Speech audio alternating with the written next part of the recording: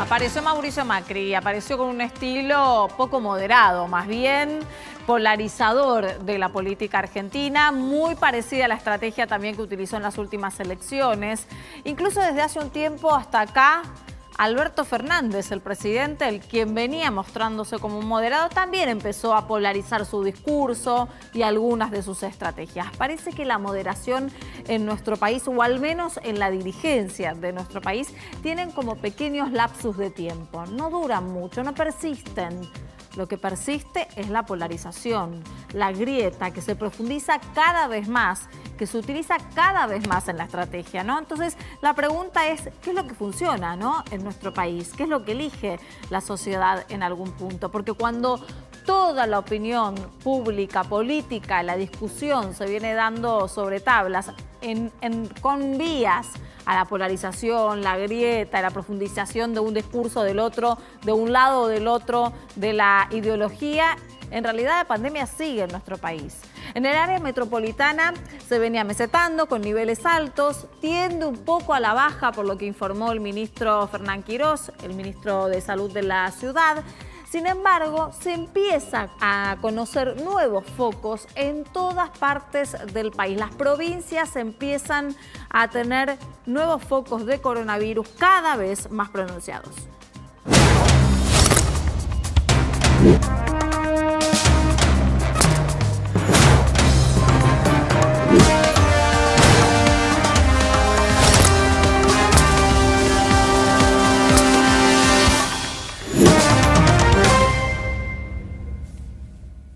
Ya estamos con todo el equipo de Hoy Nos Toca para analizar principalmente esta aparición de Mauricio Macri que refleja un poco la estrategia, ¿no?, del expresidente de la Nación, que no aparece en un formato conciliador, sino de un formato más de polarizar, de poner de un lado, del otro, de la vereda a quienes coincidan con él o quienes estén en su arco, como por ejemplo contrario. Llama la atención un poco esto. Revisando, chicos, les cuento, revisando el programa anteriores, nosotros tuvimos una entrevista con Alejandro Katz y le preguntábamos acerca de la crisis de los moderados, ¿qué pasa? Y él decía que se da en todas partes del mundo.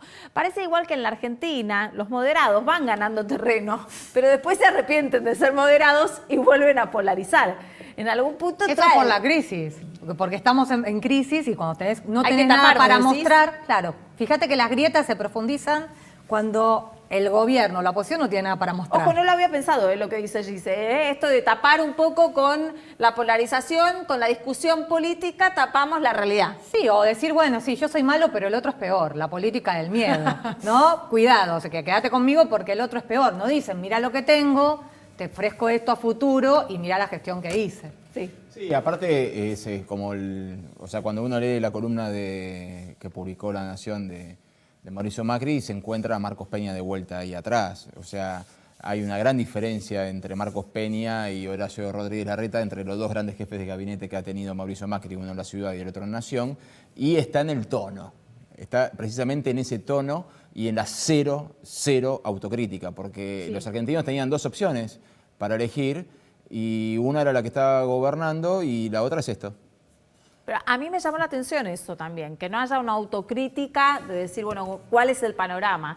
O hay una estrategia detrás que la desconocemos en realidad, o realmente el expresidente Mauricio Macri aparece como la figura que va a polarizar constantemente, ¿no? Pero es que como la contracara de Cristina. Es la única forma de supervivir. De sobrevivir que tiene, es lo mismo que Cristina, o sea, ellos se necesitan, no sería nada raro que, mirá, no te digo que se llamen y digan, che, arreglamos para sacar esto del medio, digo, por Alberto y por Horacio Rodríguez Larreta, ellos se necesitan para sobrevivir. Sí, pero Cristina se guardó, Cristina además también fue inteligente porque se dio cuenta que sola no podía y permitió la unidad del peronismo. Ahora está haciendo lo que quiere, pero permitió por lo menos la unidad del peronismo. Pero digo, en el caso de Mauricio Macri, estamos viendo una estrategia que es para afuera y para adentro también. Y aparece en un momento clave con respecto a la coparticipación, Facu, ¿no? Aparece Mauricio Macri ahí como también poniéndole peso al tema central de un distrito fundamental para él, la ciudad de Buenos Aires. Claro, donde empezó, digamos, su carrera política, obviamente. A mí igual me lleva a pensar cuándo se piensa realmente en las cosas importantes en la Argentina. Son todas siempre discusiones que atrasan. Pero es lo que decíamos. Muy vintage, todo muy vintage. salir otra vez a confrontar, otra vez generar esa polarización con Cristina, es algo que ya vivimos en el Pero vos 2015 fíjate, y no construye evidentemente Pero nada lo que positivo para el Lo que país. decía recién, perdón Nico, es que la estrategia es hacia adentro y hacia afuera de Macri, porque ¿cuándo aparece? Digamos, aparece con un discurso totalmente agitando la grieta al punto de hablar de república o republiqueta, ¿no? Los buenos y los malos, faltó decir, sin autocrítica, como dice Nico, pero aparecen con dos situaciones concretas. Primero, en la semana en que el oficialismo, la Casa Rosada, lo sube al ring sin querer, quizás, Horacio Rodríguez Larreta, al quitarle los fondos de la coparticipación y lo obliga a Larreta a salir con un discurso firme, dejando por un poco de lado la moderación, sin chicanas, pero presidenciable. O sea, un discurso en el que tuvo que nacionalizarlo, que le habló a los argentinos.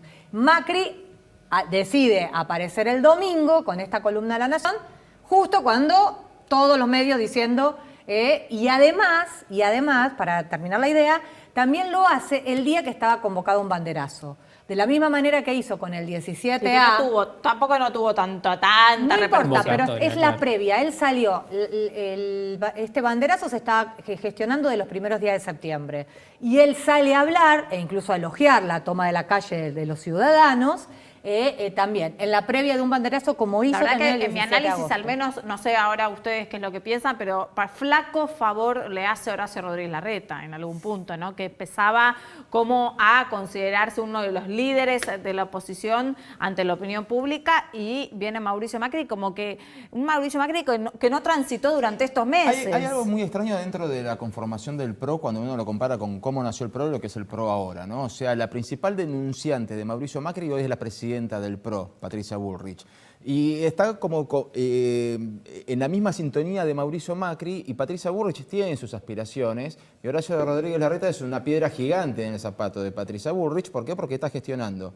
Ahora, el discurso que dio Horacio Rodríguez Larreta parece como los discursos de los jueces, ¿no? Que hablo a través de mis fallos. Yo no te voy a discutir, yo voy a la Corte, ¿sí? Y voy con estos argumentos a la Corte. Y si Mauricio Macri quiere hablar o no quiere hablar, que hable. Hay una cuestión básica también que lo han dicho todos los encuestadores a los que hemos entrevistado de todas las ramas y de todas las afiliaciones, que te dicen exactamente lo mismo. La imagen negativa consolidada es imposible de moverla de un expresidente, Les voy a mientras proponer- que la de Larreta en los últimos 6 meses hizo... Es positiva. Les voy a proponer algo. Gise tiene algunos números de unas encuestas, porque aunque ustedes no lo puedan creer, todos reniegan, ¿no? De las encuestas, pero todos la miran, en realidad, ¿no? Todos están pendientes Las de ver consumen y las qué pagan. dicen en algún punto. Entonces, vamos a ir dando algunos datos y peloteamos un poco en la mesa para analizarlo un poco mejor. A ver, tiranos algunos datos de las encuestas de Horacio Rodríguez Larreta. Hay una que salió ahora que está fresquita, que es de Reyes Filadoro, en la provincia de Buenos Aires, margen de error de 3,5, 800 tienen más o casos menos eso, telefónicos. Sí. Provincia de Buenos Aires, Horacio Rodríguez Larreta tiene una imagen positiva ya superior en la provincia a Alberto Fernández, del 67% contra el 64% de Alberto Fernández. Incluso en el conurbano, en la tercera sección electoral, donde el peronismo es fuerte, Horacio Rodríguez Larreta tiene una buena imagen. La mitad de los votantes del Frente de Todos tienen una imagen positiva, en la provincia estamos hablando, tienen una imagen positiva de Horacio Rodríguez Larreta. A ver, vamos a poner en contexto esto. La provincia de Buenos Aires es uno de los distritos más calientes a nivel votantes. No todos quieren conquistar la provincia de Buenos Aires y se dice que es la reina de las batallas en algún punto. Siempre el que hace terreno en la provincia de Buenos Aires tiene altas chances. La contracara de todo esto es que todavía faltan muchísimos años para las elecciones presidenciales. Entonces, 3 milenios. esto puede también, así como llegó a su pico, derrumbarse Sí. tranquilamente. Le pasó, es la de hecho, tendencia, no lo que se Y ve. le pasó a Alberto Fernández durante la pandemia, por ejemplo. Tuvo en sus Ahí está. niveles más altos históricos, más de 80% de aprobación, y cayó estrepitosamente en los últimos 2-3 meses. Pero rompió la moderación. ¿Ves que es lo que Diana decía al principio? Que en el mundo la moderación no garpa, digamos, sino, pero acá los dirigentes que recurren a la moderación, no a la complicidad, digamos, no al que se cambia y se pasa de bando, ¿no? Sino a la moderación sosteniendo sus ideales, mide bien. Horacio Rodríguez Larreta, mientras se sentó con Alberto Con Fernández, Alberto. los dos midieron bien. Habría que ver. ¿En qué momento fue moderado Alberto Fernández? Porque una cosa es el tono de voz y otra cosa es lo que yo diga con ese tono de voz. No, bueno, pero durante toda la campaña Cuando fue moderado. cuando La prometió campaña. lo que Y se prometió, mostró claro. muy abierto La campaña. al diálogo y utilizó muy bien esto de la pandemia en conjunto con las fotos que mostraba Sí, con los pero opositores durante la y pandemia demás. ocurrió Vicentín, Claro. durante la pandemia ocurrió yo tengo el botón rojo, lo voy a apretar cuando yo quiera, durante la Sí, pandemia Nicolás, ocurrieron pero las déjame 3 decirte agresiones algo. a Por eso cayó. periodistas. Hay temas puntuales que los ve determinado sector de la población, no todos. Nosotros que estamos sobreinformados, a veces los periodistas, puede ser que tengamos todo un abanico de sobreanálisis total de cada uno de los dichos, pero la población en general no lo hace. Tampoco ve la polarización. Empieza... A lo que yo voy es, en algún punto, los datos que nos tira Giselle de la encuesta. Horacio Rodríguez Larreta en la provincia de Buenos Aires. Que tenga imagen positiva. Hay que ver si se traduce en votos. Claro, Obviamente. bueno, pero lo que Son dos apuesta, cosas primero distintas. aclaremos que la encuesta trabaja obviamente para partidos y para organizaciones y todo, que la hicieron para los medios. Aclaremos eso porque a veces el cliente, según que Claro. la hace, dice, la cargó Rodríguez Larreta y por eso mide más. No. Pero, ¿por qué el camino elige este camino Rodríguez Larreta, que sigue sin decir no abandono mi postura de moderación? Obviamente seguro va a mandar ahora a Fernán Quiroz a negociar lo que queda de la pandemia, que Claro. esta semana, y no va a ir él a lo mejor, pero tampoco rompe totalmente y dice no va nadie, no hablamos más con el gobierno nacional por el tema de la crisis sanitaria. Pero porque sostiene la estrategia que le funcionó, Bueno, que es lo que no pero- hizo el resto. Esto pasa en todas partes del mundo. Cuando en una batalla alguien cambia de lugar, si el resto persiste en el mismo lugar, pierde. Sí. Necesariamente tiene que cambiar de estrategia. Bueno, ahora que la mitad de los votantes del Frente de Todos en la provincia de Buenos Aires tengan una buena imagen de Larreta, esto significa que seguramente no es los votantes duros, los votantes kirchneristas duros, pero sí pueden estar los votos peronistas que no son kirchneristas o los votos de masa. Y ahí volvemos a lo mismo de siempre. Esos 2 millones de votos por los que ganó Alberto ahora y por los que ganó Macri en el 2015 son esos votos que no representan a la grieta, no son los votos duros del kirchnerismo ni los votos duros del macrismo. Son esos votos que pueden ser de más a veces, que pueden ser de otro y que están en el medio y a los que apunta Rodríguez Larreta. Desafío el de Juntos por el Cambio también con la aparición de Mauricio Macri ahora. Si él termina de concentrar esos votos más polarizados de su sector y después suman los moderados Horacio Rodríguez Larreta y no empiezan a competir entre ellos. Otra cosa también de acá a 3 años en las próximas elecciones. Vamos a analizar todo esto con Javier Gentilini, es politólogo y fue legislador de la Ciudad de Buenos Aires por el Frente Renovador. Javier, buenas noches, gracias por atendernos. ¿Qué tal? Buenas noches.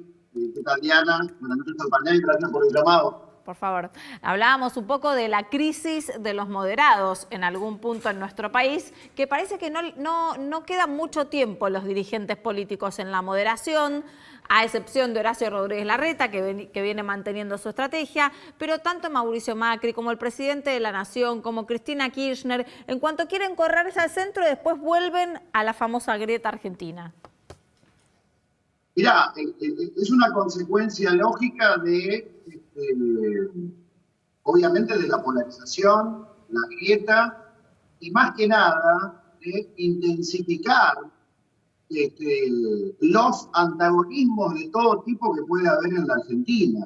Cuando digo de todo tipo, me refiero no solamente a la cuestión del sistema político, desde el punto de vista de las 2 grandes coaliciones, sino también en relación, por ejemplo, a lo que ha sucedido esta última semana con respecto al tema de la Ciudad de Buenos Aires y los fondos coparticipables para resolver el problema de la policía bonaerense, y que al mismo tiempo se complementa también con otro tipo de contradicción absolutamente, digamos, ficciosa, muy mala vida, que por ejemplo tiene que ver con el tema de la clase media, donde vos podés juntar ahí el tema de la clase media porteña, la clase media y la Ciudad de Buenos Aires, y aparece el tema de la clase media porteña, que fue un objetivo en varios momentos de la cuarentena. Recordemos las palabras del propio ministro de Salud Nacional, cuando se refirió al tema de los corredores porteños, y blanqueó, sinceró que lo que ellos habían planteado no tenía que ver fundamentalmente con una medida de carácter sanitaria, sino que era una cuestión más que nada de carácter simbólico. Claro. Y eso, la verdad que es muy mal auspicioso, porque en definitiva lo único que se hace es instalar contradicciones que en realidad, en vez de acercar posiciones, las alejan. Y esto tiene que ver con te diría yo, un defecto, un vicio de partida del gobierno nacional, que es el principal responsable de generar un clima de concordia, de consenso y de diálogo.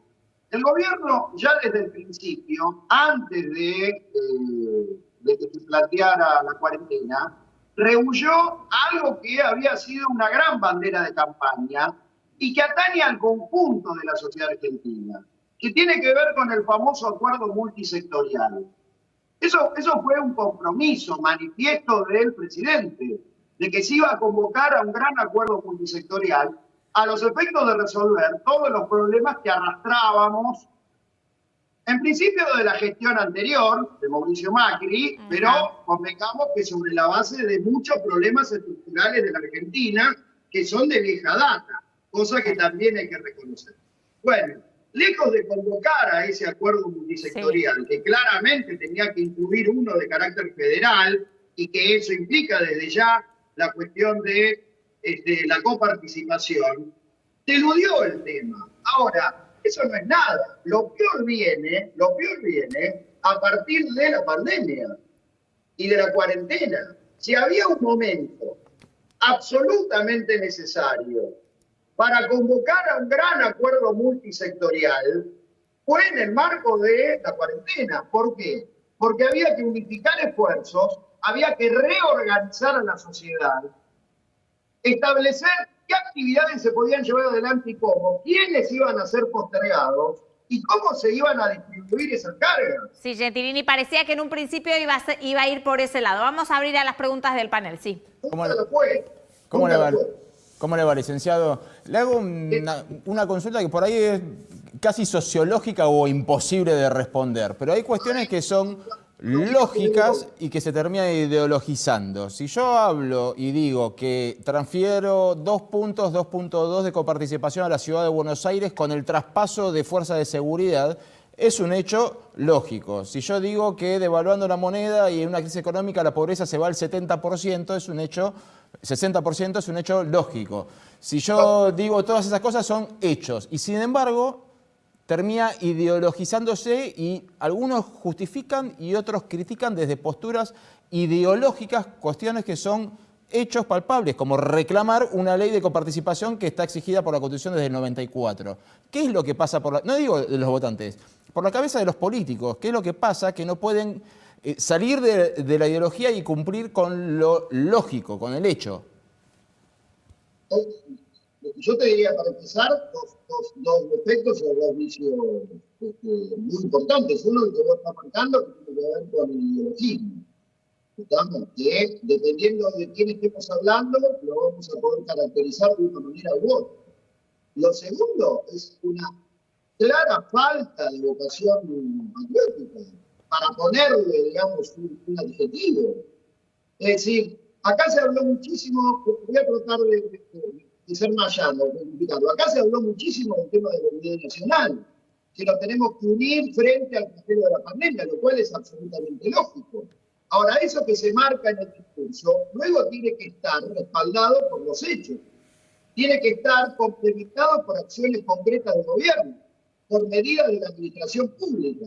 Y en realidad, lo que hemos tenido, y crecientemente en la medida que avanzó la cuarentena, pensemos que hoy estamos a casi 6 meses de la misma, casi 6 meses.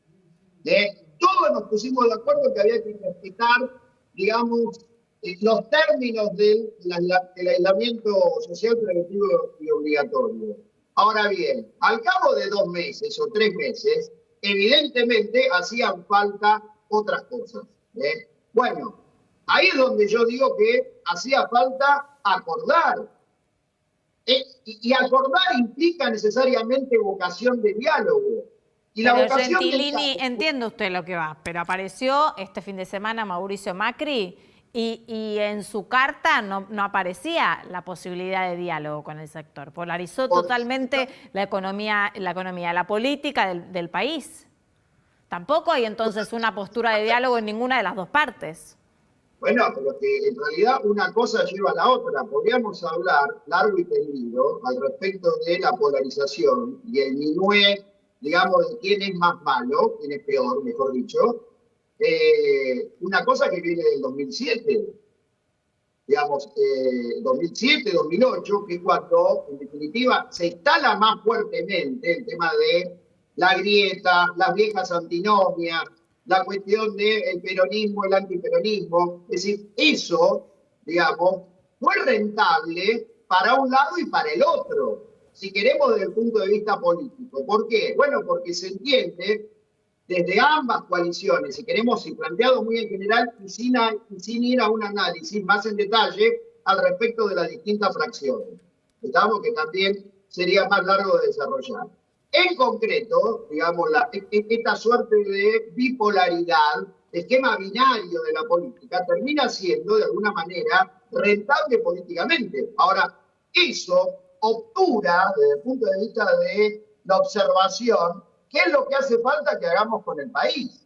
¿A quién se le ocurre, en su sano juicio, que en este momento, en este preciso momento, estemos yendo a un enfrentamiento entre Nación y la Ciudad de Buenos Aires, cuando se planteó desde hace varios meses que había que atender fuertemente al AMBA?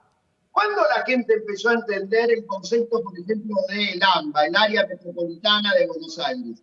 A partir de la pandemia. Convengamos que antes era una cosa, digamos, más de lo teórico, de lo sociológico, de lo político institucional. Claro. A la gente se le planteó que teníamos que coordinar acciones en función del área metropolitana. ¿Por qué? Bueno, porque tenemos millones y millones de habitantes.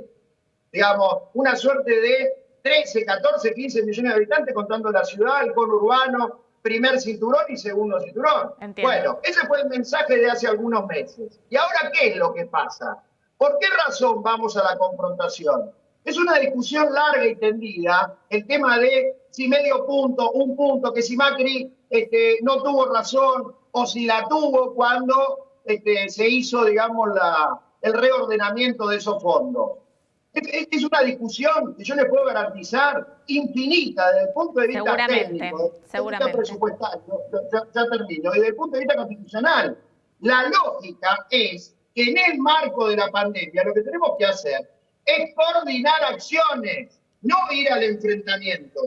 Y acá, evidentemente, digamos, se impone una lógica de enfrentamiento y de contradicción que evidentemente oculta una modelación del país que claramente no se puede poner arriba de la mesa. Claro, entiendo. ¿Qué es esto que los porteños somos los malos de la película? Vamos a ¿Qué seguir. es esto de que la clase media porteña, digamos, es el enemigo? Vamos a seguir avanzando con los temas. Sí, Gentilini, pero concretamente esto le quiero preguntar. ¿Por qué cree que el gobierno decide, porque lo lógico sería lo que usted dice, el diálogo en este momento, pero por qué decide, pero déjeme que le pregunte, ¿por qué decide romper en este momento con la ciudad? Digo, para perjudicarlo a la reta, ¿cuál es el objetivo político? Porque también un poco lo subió al ring.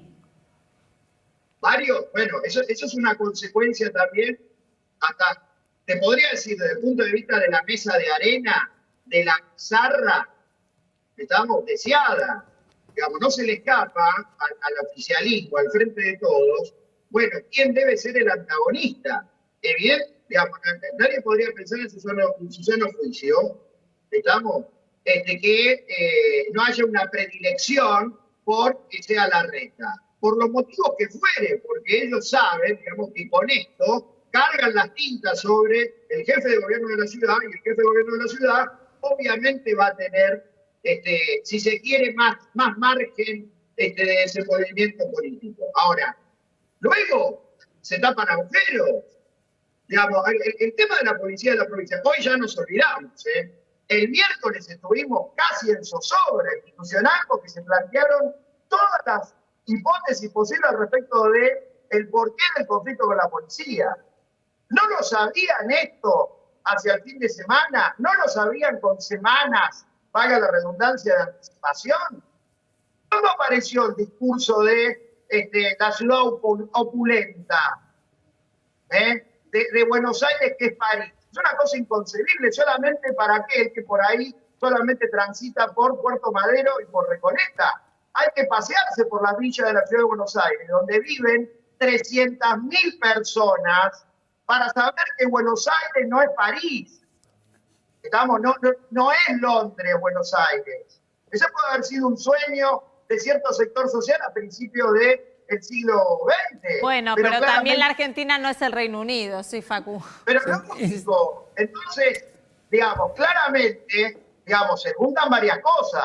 ¿Cuáles cosas se juntan? Tenemos un conflicto con la policía de la provincia de Buenos Aires. Había que esperar 3 días, 4, para tomar las medidas que había que haber tomado y que no necesariamente pasaban por pegarle un manotazo a la ciudad de Buenos Aires. ¿O esto se dejó acordar de profeso? Independientemente de la incertidumbre. O los tomó por sorpresa. Son todas hipótesis. Seguimos, sí. Sí, Gentilini, pensando lo que sigue, digamos, usted dice que se perdió una gran oportunidad de generar consensos en el marco de la pandemia, pero me pregunto si después de la debacle económica en la que estamos viviendo, no va a ser esencial lograr los consensos para reconstruir el país. Si no, ¿qué futuro le espera a la Argentina? Digamos, por lo visto, difícilmente esa vaya a ser la ruta.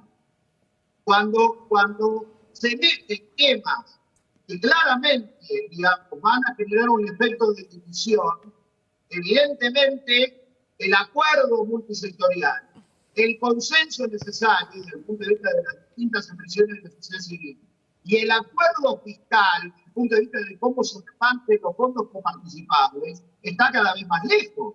Está cada vez más lejos. Yo no quiero ir a lugares comunes como el tema de la reforma judicial. ¿A quién se le ocurre en su sano juicio meter ese tema en el marco de esto? Entonces, evidentemente, el aislamiento preventivo social y obligatorio, la cuarentena, sus distintas versiones, bueno, también sirvió como cortina de humo para avanzar en determinadas cosas.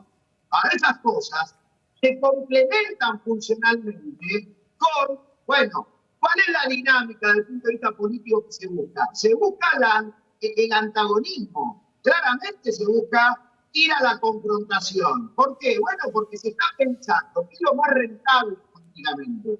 Digamos, acá, por ejemplo, en la medida que se maneja un sistema binario, no hay lugar o margen muy estrecho a los efectos de terceras posiciones o alternativas a las coaliciones, digamos, que son las conocidas. Javier. Javier, y eso es un problema, también para el gobierno nacional, sí. Javier, tengo que ir cerrando, pero acá Nicolás te quiere preguntar por un tema de vivienda, sí. Exactamente, usted es especialista en la materia y quería saber qué opinión o solución se le ocurre para esta pandemia de toma de tierras que hemos visto en los últimos meses. Bueno, claramente la solución tiene que ver con planes y programas de vivienda cuya escala esté acorde al déficit habitacional. ¿Pero no ve una mano política atrás de las tomas de tierras? ¿Cómo? ¿No ve una mano política atrás de algunas de las tomas de tierras? Ya que hay una indicación de distintos intereses que en varios puntos se conectan con dinámicas mafiosas. Eso desde ya. Ahora, el punto es que sobre la base de la necesidad, estamos de determinados sectores muy marginalizados, se enganchan prácticas mafiosas que van a fabricar a partir de la masa de maniobra que es la gente necesitada, negocios. El negocio hoy del loteo y de la venta de tierras es claro, ojo, eso es hoy. Cuando un asentamiento se transforma en villa, luego sigue el tema de la venta de lotes, pero se suma la cuestión de los alquileres desde el punto de vista del negocio inmobiliario informal. Ahora, eso tiene como base de sustentación una necesidad concreta. Las villas siguen creciendo. A la medida que crecen, las familias, obviamente también, generan un excedente poblacional. ¿Quiénes son? ¿Quiénes son las personas, las familias que como masa de maniobra van a una toma? ¿Quiénes son?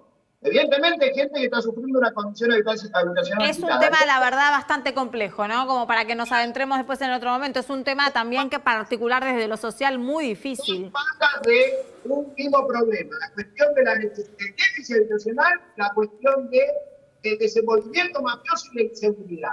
Esas dos cosas se juntan y generan la toma de tierra. Bueno, Gentilini, gracias por atendernos. Que tenga buenas noches. Buenas noches, muchas gracias por el llamado. Por favor.